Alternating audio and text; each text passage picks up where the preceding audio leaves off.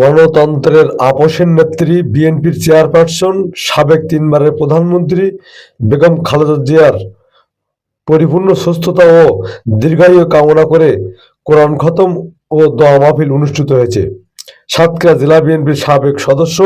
ও জেলা যুবদলের সাবেক সাধারণ সম্পাদক নাসিম ফারুক খান মিটুর উদ্যোগে বুধবার শহরের তুফান কনভেনশন সেন্টার লেক ভিউতে দোয়া মাহফিল উপস্থিত ছিলেন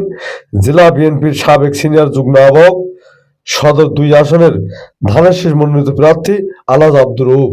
দেবাড়া উপজেলা বিএনপির নেতা চেয়ারম্যান গোলাম ফারুক বাবু, জেলা যুবদলের সাবেক সমন্বয়ক আইনুল হক নান্ডা, পৌর বিএনপির সাবেক যুগ্ম আহ্বায়ক মোহাম্মদ নাসির উদ্দিন, জেলা স্বেচ্ছাসেবক দলের আহ্বায়ক অ্যাডভোকেট কামরুজ্জামান ভুট্টো, সদস্য সচিব শেখ শরীফুজ্জামান সজীব, জেলা কৃষক দলের আহ্বায়ক সালাউদ্দিন লিটন, জেলা মৎস্য দলের সম্পাদক মাহমুদুল, ব্যবসায়ী শাফিন আরমান, জেলা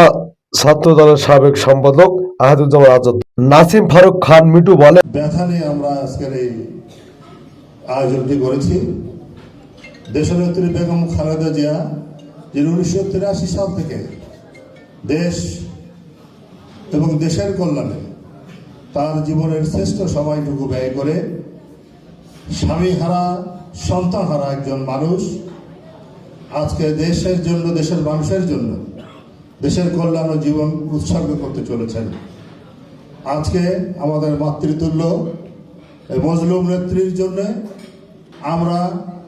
দোয়া অনুষ্ঠানের আয়োজন করেছি।